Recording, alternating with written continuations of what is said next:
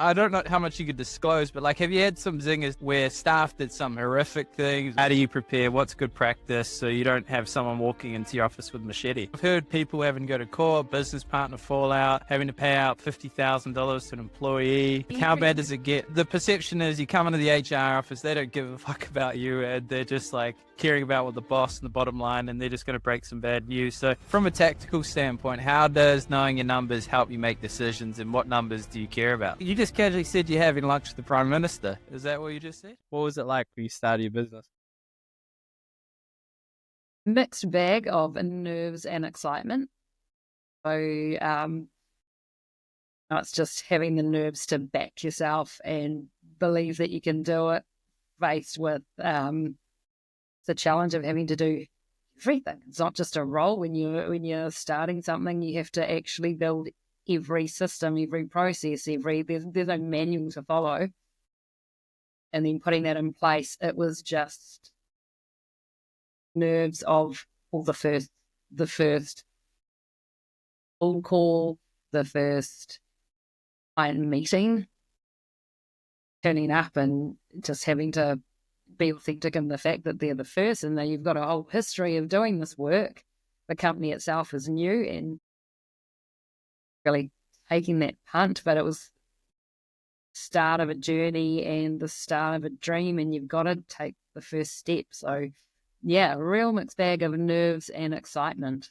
What helped you make the decision? Because I think you had a couple kids and then you had a good, comfortable job, perfect for a mother. But what led to the decision, okay, I'll take a huge punt? And what was the circumstances like? How old was your youngest then?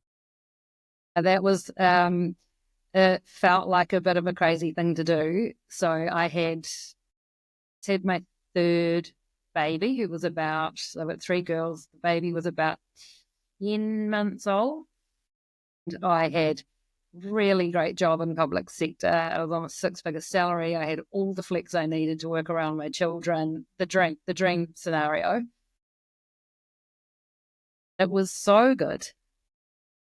I was doing a lot of work in the change space and working with HR and people and change management, really, in the flexible working space, that I just thought, got it great. But I'm seeing all these other mothers out there who don't have it so great, and fathers, and actually I want to make a difference. I want other people to experience what I've got right now.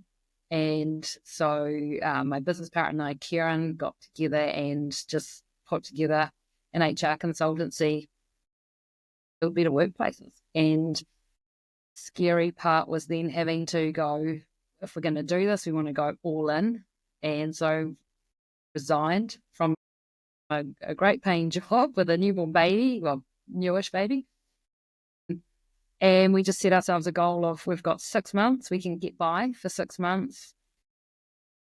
Our savings, if we can't draw a salary and make this business viable, then after 6 months, we're just going to have to go to where we started and get a job. So we had a real fire. I guess I had a real fire in my belly to make this thing work, because I knew I had a deadline and I knew it was tight, and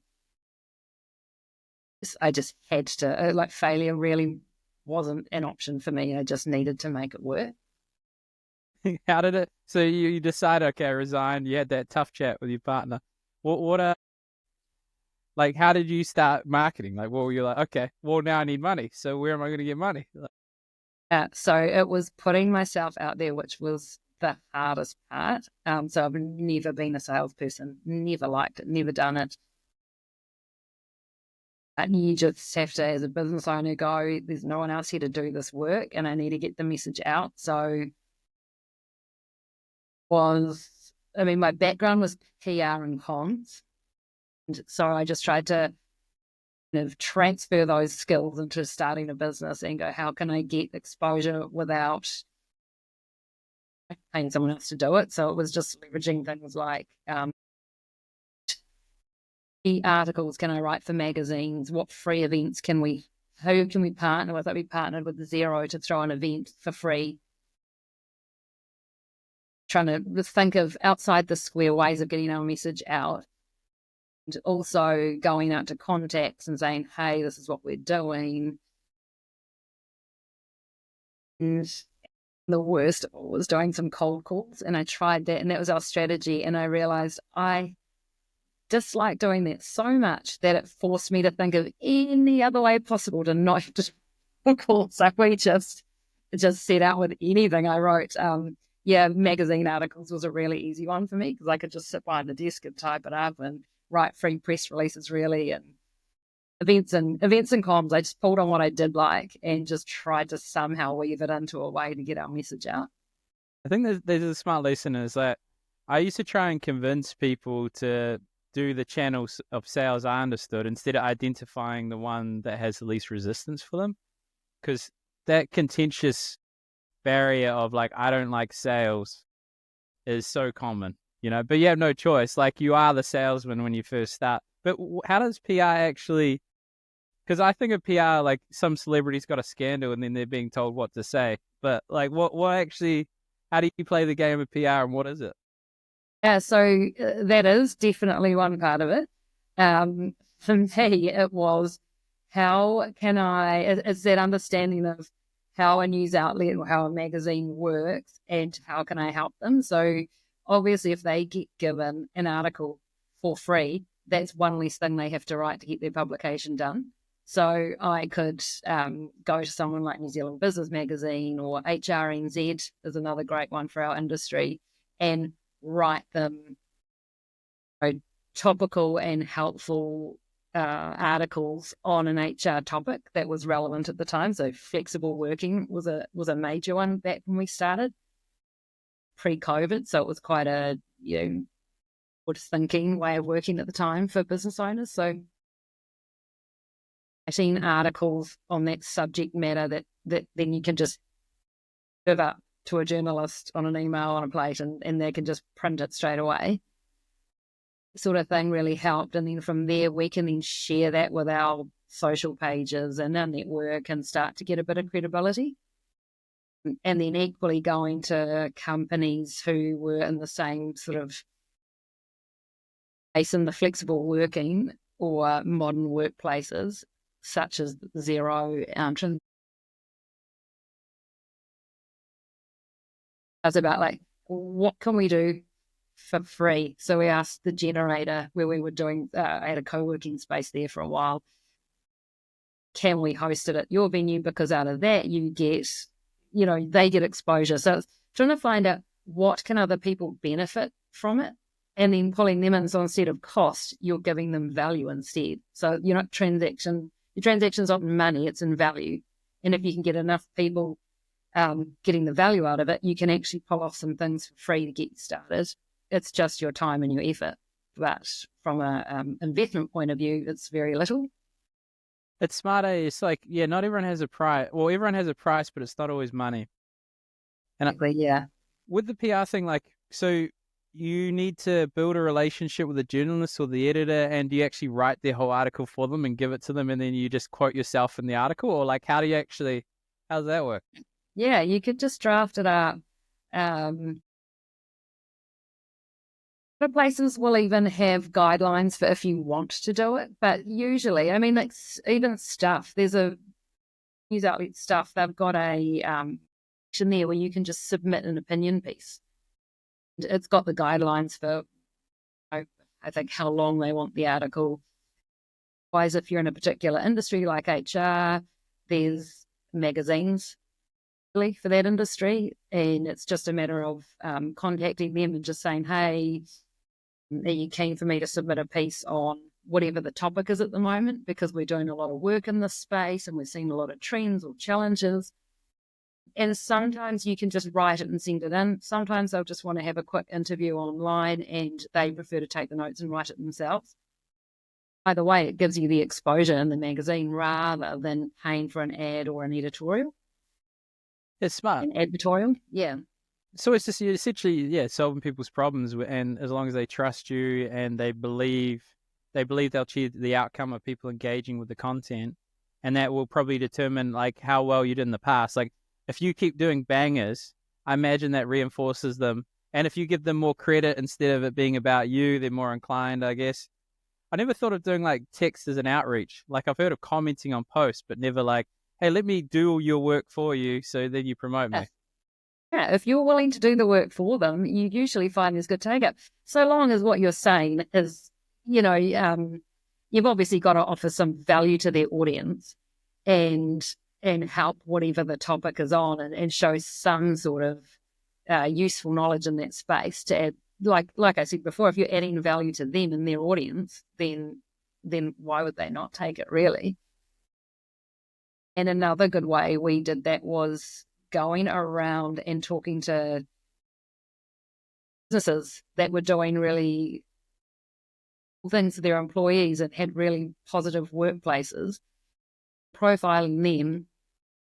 And that was another way we could write about trends we were seeing across Auckland and initiatives that were happening in the employee space. This is that was succeeding through people. And then you can case study those, which is really interesting to other people, other HR experts and people in culture. It is to see what else is happening across different industries. So it's not always just spending a load of money on Google ads and Facebook ads and having to pay for sponsorships and advertising. If you, I guess, just have to work with what you got. And if you've got a little budget, you just have to think outside the square a little bit. Is that what we found? And who's the best relationship in your field? Like, how do you get that intro? Like, I mean, we can jump into the perception of HR down the line or what people think, and you could come back at me on that. But how do you get into what's the best way to get into the business, or why would they? What's the barrier you have to overcome to be like, hey, you should use us? Free range, or for HR in general, just the industry? For what you guys do, like how do you get a client? Like, who do you need to talk to? Like, who's your ideal? So our clients are mainly, we find we work mainly with SME businesses. So generally, business owners or managers who are finding that they to improve their business and they acknowledge that it needs to be through their people, which is their biggest asset. So it's just trying to go, how can we get our people to work better towards our company vision? Usually it starts in this market, because of the recession, it usually starts because of a negative problem, and then we build from there. Pre the recession, we found it was, and actually pre-COVID, we were getting a lot of workplace culture, people just wanting to make the workplace better, and what can we do for employee benefits and perks. And we had COVID, and then we had the recession, and now actually they're coming to us on a negative in terms of how do we right-size our organization to this market? We need to survive to 25. What can we do in our people space to help us get there? And we've been seeing a lot of people having to offer pay cuts or restructures or reduced hours. It starts from that, and then it's like, okay, now now that you've done that, how do we start to keep the same workforce engaged so that they're still productive? Because you don't want the morale to drop so much that everyone's just turning up and the productivity drops too. So that then turns into a bit of a partnership in terms of, okay, we've made the change. Any business change really involves people, whether it's a sale, an acquisition, a change in the market. It always impacts people.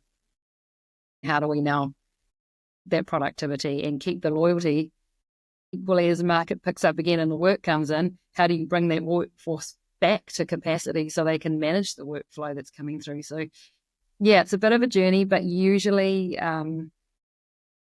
this market, it starts because there's a challenge that they're trying to overcome.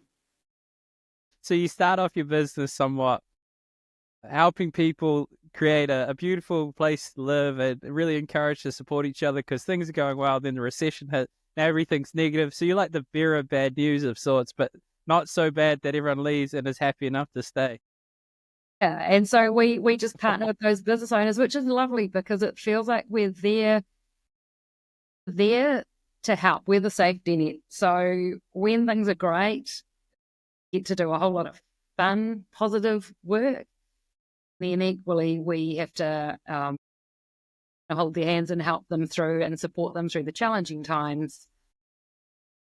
it's nice to be there for them, and we see a range of industries. It's not just one specific.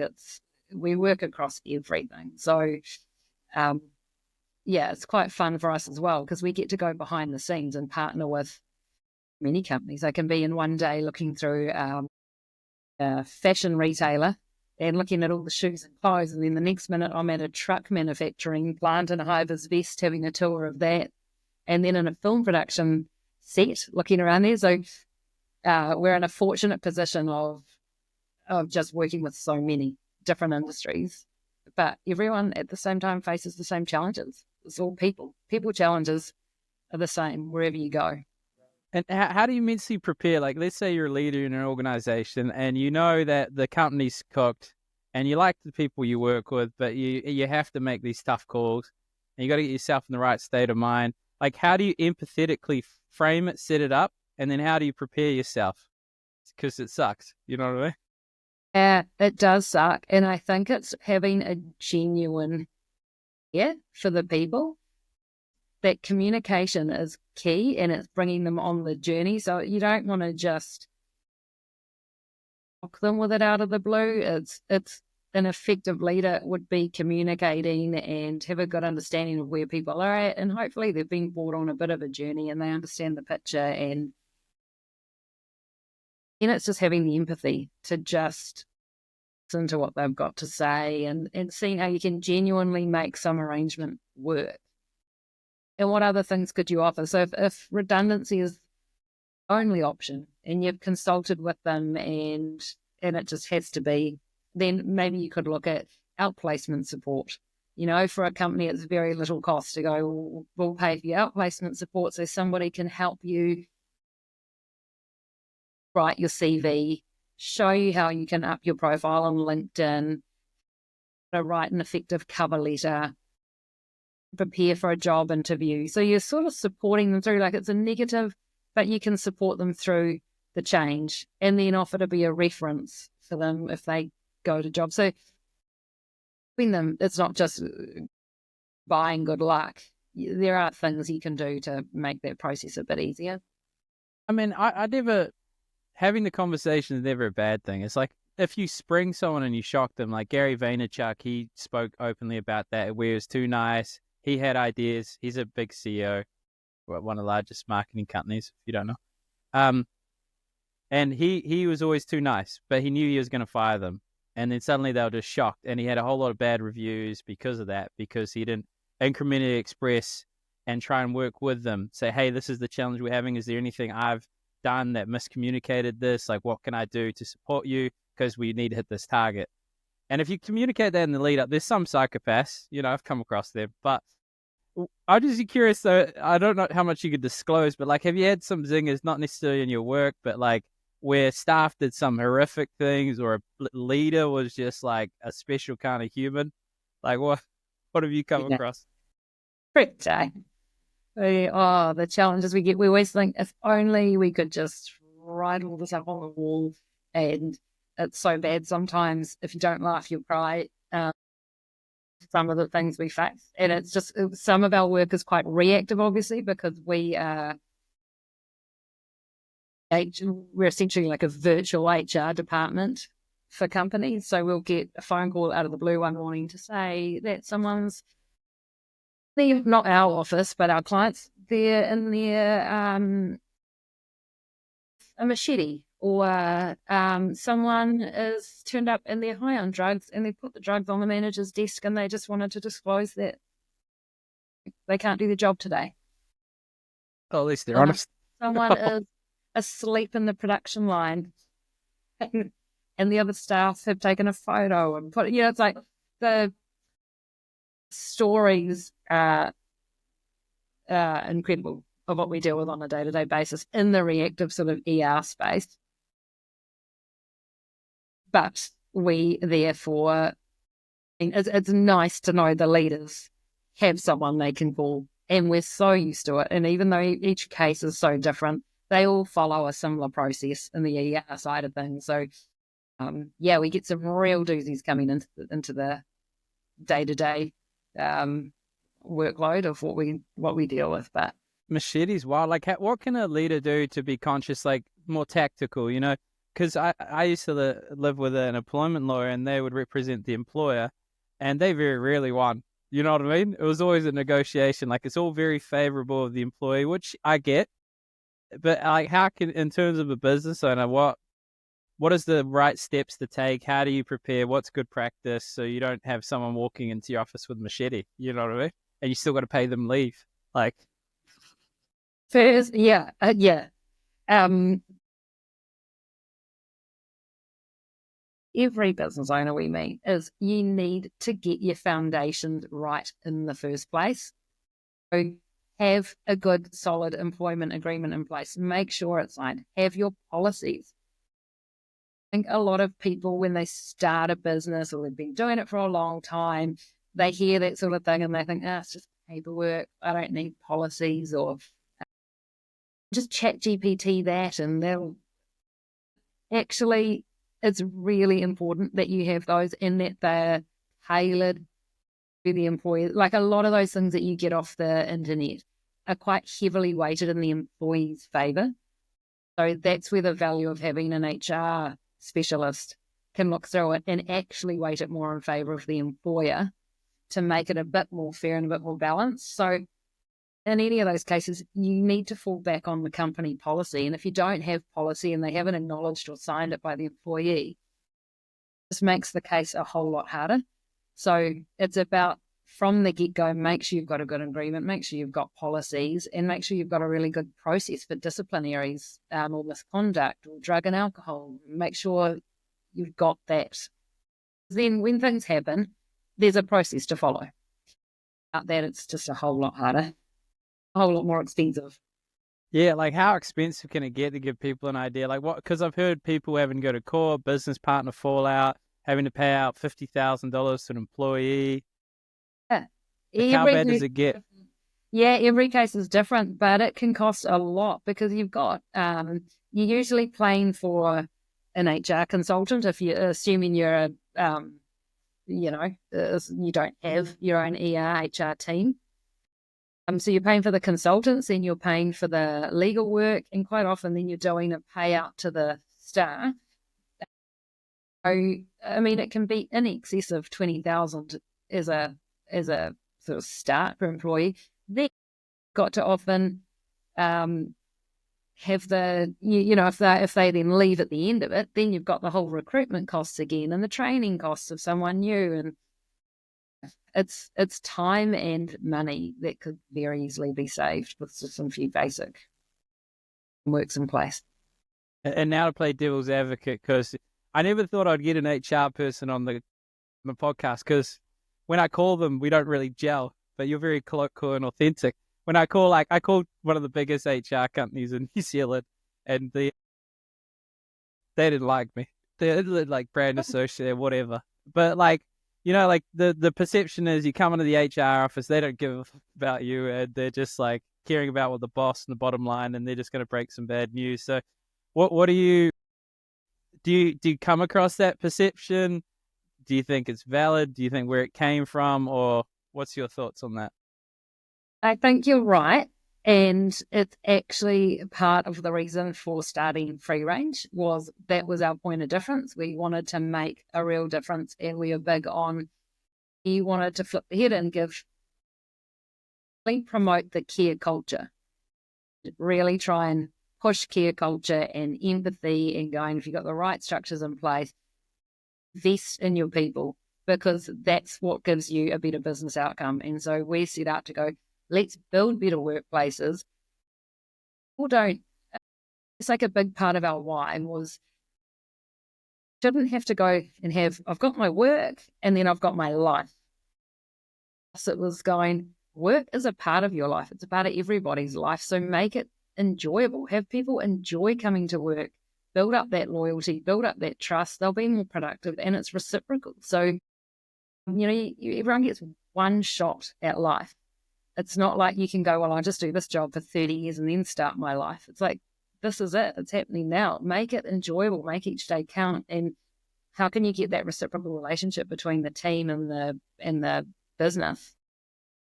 So we started out, and I think that's been a big part for us and what we really enjoy doing. And yes, we're there for the business owners, but we're equally there, and we're very open about it, is we want to build this into a great place to work. So it's that we work with become an employer of choice. People want to be there because of their employer brand and what they represent. So, I guess for us and our team, we are people. So, yeah, we're not really the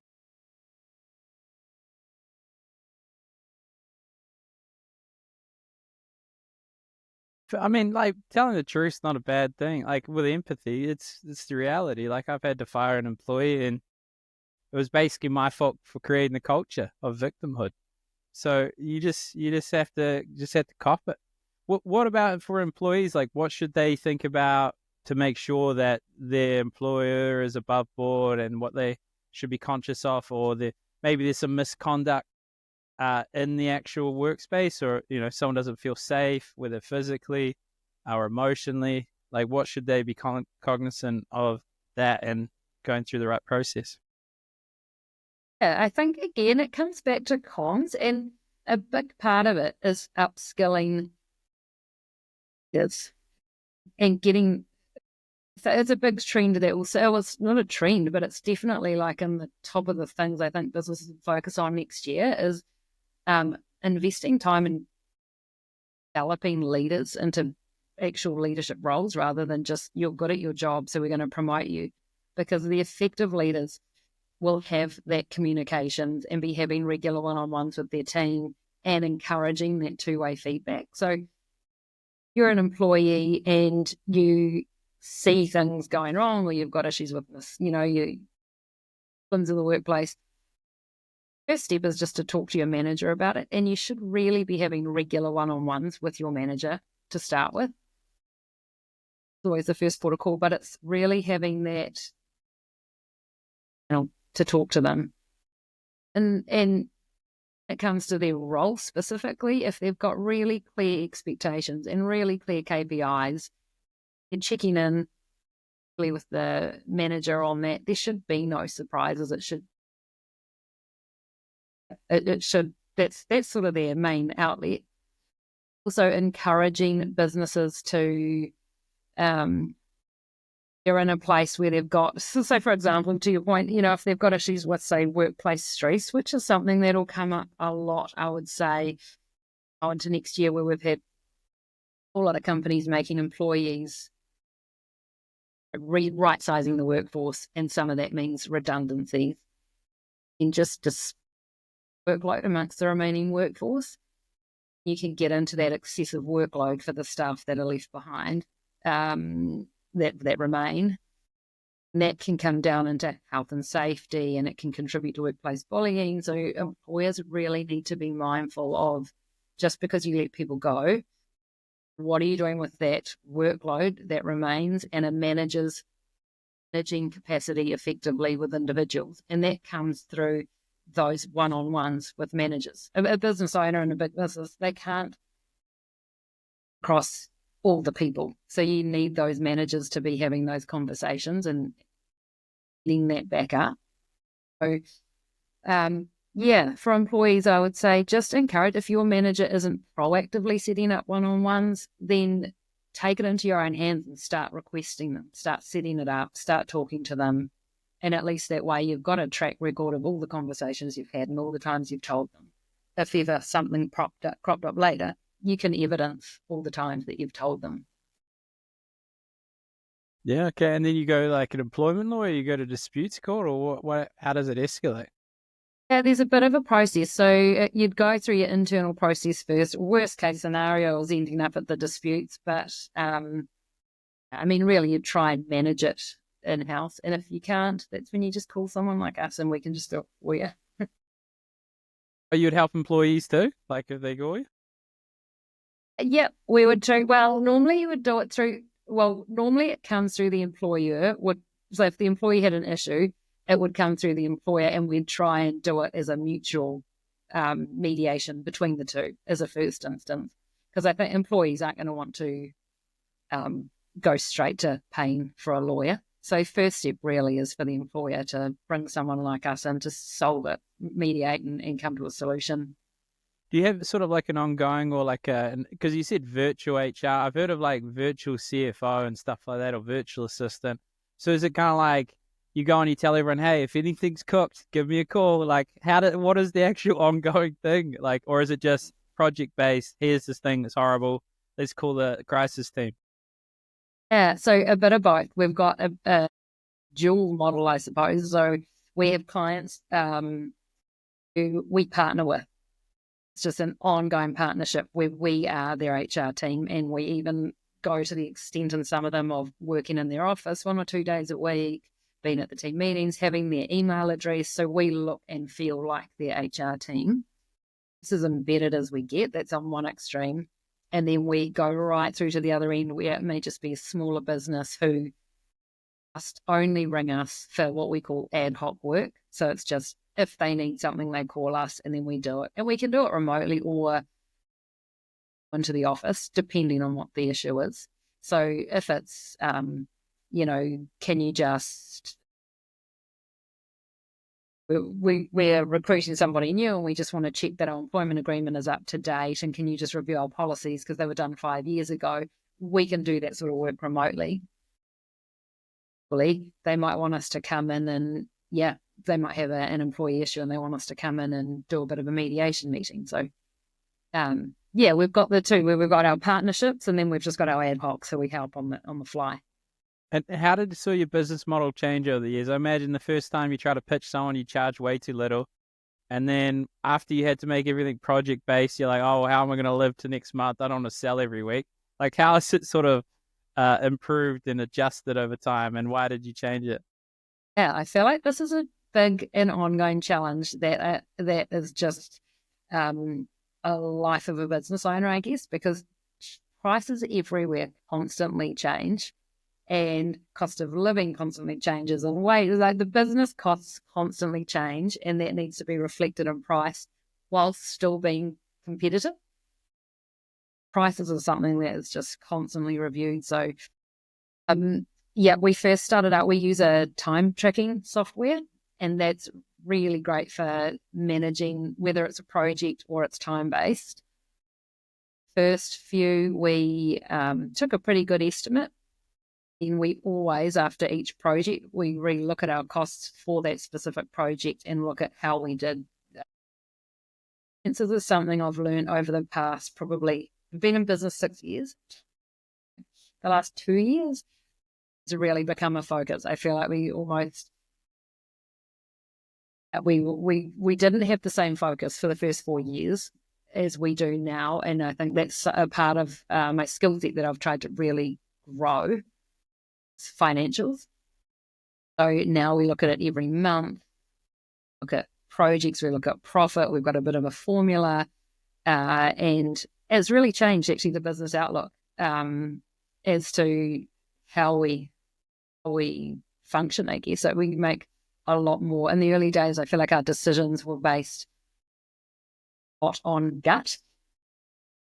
Not on gut feel, be like, I think we need some more team members. We're at capacity. Can we afford it? I don't know, but we need it, so let's just take the risk. Whereas now we actually look at forecasts, and we have budgets, and we work to an actual methodology, really.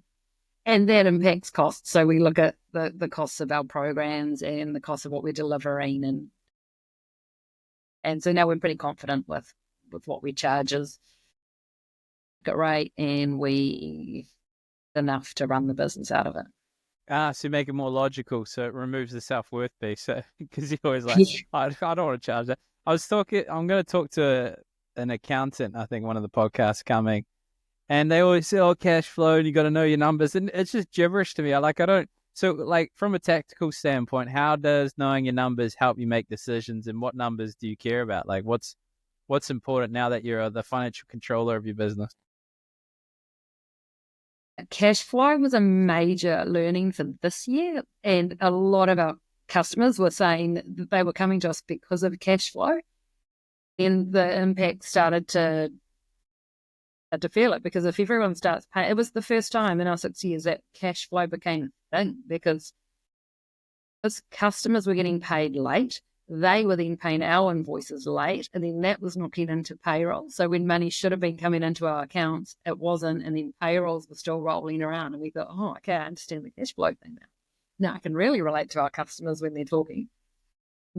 And that's when we started to do cash flow forecasts. We'd always done, yearly budgets, but cash flow forecasts became really important for trying to pay our team. So we're a team of 8, and we've got set payroll dates, and we have to make those payroll dates, which had always relied on invoices coming in on time. And so that's when we had to start to go, okay, does the forecast look like? And if these payments are late, like they're starting to become, how do we work to that? And the reason that's so important is you can front foot decisions. So staffing, we found you could look down the barrel 3 months ahead and go, actually, in our team at Free Range, we need to make some changes before we get to month of we need to have made these changes if we're to survive beyond August, that will survive till 25. We were able to make changes in our team, which then meant we've made it through this year. But if we had not looked at our cash flow, we would have been stuck.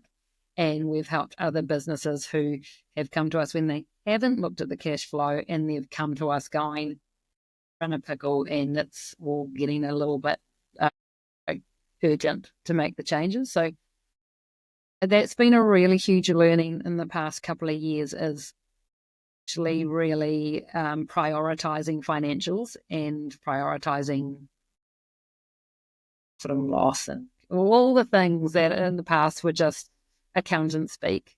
I realize that actually are really valuable as a business owner in terms of making decisions. It always makes sense to save more than you earn. And I was like, okay, well, let's just keep my costs as low as possible and make as much as possible, and then have lots of savings. That was, but when you got other people and then things go wrong, and I think you almost, at least when I started, I was over optimistic about what was possible, and then you become realistically pessimistic, and then you kind of have the skill set to make sure that you can achieve what you want. But you keep saying this thing, make it to 25. When you're coming across a whole lot of business and clients, are they telling you 2024 is hideous and we're barely going to, what are you hearing on the ground? For SME businesses this year has been really challenging from what we're hearing, and it's been across multiple industries. It's just been a really, really tough year I think the recession's hit. We've heard from that we work with that they've found it harder this year than when the global financial crisis hit. It's affecting a lot of staff and obviously you. And then I went to breakfast actually with Christopher Luxon last month. And he was saying the catchphrase, it's been survived to 25, and then hopefully next year it'll be thrive in 2025 is the focus. So this year's been particularly challenging for SMEs, it's small to medium businesses, and there've been a lot of job losses, a lot of restructures, a lot of and it all impacts morale. There's been a lot of stress in business owners, and we've just kind of had a lot of people that we're working with where we've just tried to do whatever we can to help them through,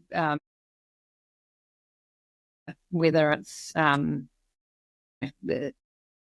our terms and conditions for a whole lot of them and just saying, don't worry, we're just going to adapt to what you need right now, because you'll come out the other side, and then we're there to help you through the good times too. So a lot of need to think outside the square again in terms of how do we help in tough times, so that there's still our customers are still there in the good times. So yeah, it's a tough business to be in if you're not creating instant cash flow. You know what I mean? If it's a long-term investment, and do they have it? Have they managed it? It's always tricky, because any business wants to make money. I feel like pretty much every product that's sold to them is buying them time to make more money, or making them money literally. HR is, making them money in the long term with great people, or navigating this challenge so they can, protect their costs. But you just casually said you're having lunch with the Prime Minister. Is that what you just said? It was a breakfast. It was a business East Tamaki, Oh, initiative where he came and he spoke to over breakfast, like business owners from the East Tamaki area. okay. So that was really good to hear firsthand. His message really was, it's been tough and it's going to get better, and just hang in there, hang in there. So, yeah. Inspiring. Um, Yeah. it's always Words are dangerous. a lot more better. His words are a lot better. Yeah, no, I mean they rhymed. I mean, rhyming is a good way to get it to land with people. So, what in terms of the going through to the 8 staff thing? Like, first at least from I've interviewed a lot of business owners. The first one is not charging enough, and then the other one is finding 10,000 reasons not to sell. So they do all this new thing, make this new product, but they just need to promote it more. And then the next one is trusting in someone to be able to, do it as good as you, but they probably don't because they don't have ownership of the company. So why should they do it, as committed as you? So what's been the barrier or challenge when you've grown? Like, what's been the hardest thing getting to 8 versus just you and your business partner? I would say the challenge is probably the responsibility. So challenge with us is it's not just well, I guess it would happen in a product business anyway, actually, as I say that, but it's that change in workflow isn't always constant. And so for us, the challenge is constantly trying to marry up workload with city in the team. And we're in a really busy patch right now. We need more people to get through the work, but equally having to manage that with, but if this work only lasts 2 months and then this project's finished, how do we maintain that person? And so it's just the constant push-pull of capacity in the team with workload coming in, and how do we that balance right so no one's got too much work and no one's sitting there bored with nothing to do. So it's just a constant basically look at that every fortnight. We sit down with the team and we talk about capacity and who's got what on for projects and what works in our pipeline. And that's a huge part of business partner. Our role is just constantly looking at that pipeline of work versus capacity in the team. And on a personal note, it's the responsibility that comes with having people. Like when it was just two of us, you go, well, if I don't get paid this week, it's no drama, it's just us. But as the company grows, it's like, well, we've got to pay rent for the office. That's not going to stop. And we've got insurances and we've got, 6 other people in the team and their families and their children rely on this money. And suddenly it just goes to a huge responsibility of we have to make these ends meet because there's no plan B. I guess it's that. It's the responsibility, it's managing the workload, and it's equally just the responsibility of having these people depend on us for a job. Yeah. For their livelihood. Yeah. Terrifying. And I'm just curious on the incentive part because, like I always struggle with someone needs to come to me to ask for permission to have leave. I was just like, I'll pay you, just, leave. But then that puts me in, they might accumulate a whole lot of leave. So maybe I'll hire them as contractors. I'm very naive in this way, but where do you where do you think is a smart way to incentivize good work? Like, I feel like administration, like they should be rewarded for being able to respond quickly to inquiries or the quality of their responses. And there should be some sort of reward for good work. What do you think about in terms of like incentives and how to structure that to get people motivated? I think it's important. I think it's funny you say this actually, because I was at a roundtable discussion earlier this week with some HR professionals, and the things that came up was this topic, and someone said only reward. So in some places, from an employee's point of view, the only reward for getting more work done, for getting their work done, is getting given more work. I thought that's a really good take on it. Like and it's so true, if they bring in AI and they get more efficient at their role and they can do the same role in half the time, the only reward for that is they just get lumped with more work. So it's really important for employers to acknowledge that and think, what am I doing for my people because if that's the reward, if that's what they get, productivity is not really going to get any more efficient because there's no need for them. Employers need to be really mindful of what are the employees getting and what is motivating them. For us at Free Range, we've got a few perks that we put in place for our team, and that's around building that they feel valued, it builds that loyalty, and in return, they're more productive and more loyal for us. So it's that reciprocal. So we will go, some of our perks for our team are a fully flexible workforce, and that relies on high trust, but we trust our people to deliver their outputs. We don't care in or where they work, so long as they're delivering, then we're fine with that. And that requires obviously really clear job descriptions, really clear KPIs, and checking in on how they're going. You do dress for your workday. So again, if you've got meetings, we just trust. There's no dress code. We trust you to know what's right. If you're going to go meet a client, dress appropriately. If you're just in the office for the day, wear your active wear. Doesn't matter. Just dress for your day. And then we do things like birthday day off. As long as you use that day within your birthday week, and a couple of extra leave days a year. We call it You Choose Leave, whether you want that in the school holidays to be with your kids. If you don't have kids on school holiday and you just want to use them as wellbeing days throughout the year, they're yours to take.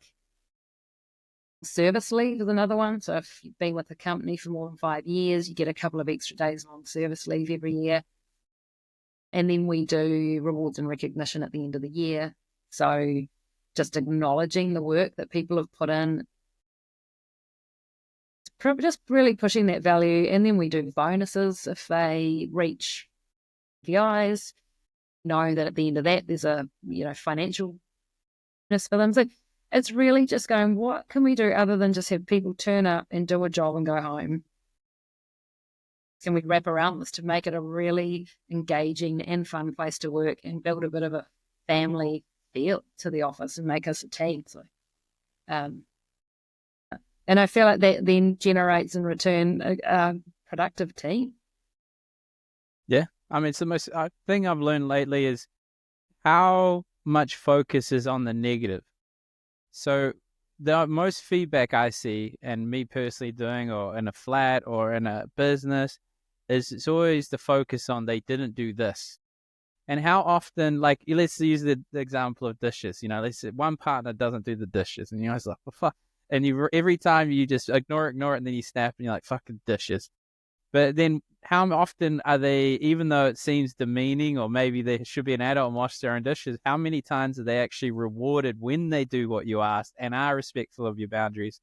And that actually changes behavior. Like the challenge with leadership is like you get rewarded for being negative because they will conform quickly. But in the long term, they don't. And as soon as you're gone, they don't. So I don't know. But anyway, so on that note, you've done a podcast. So thanks for coming on. Thank you for having me. Pleasure. All right.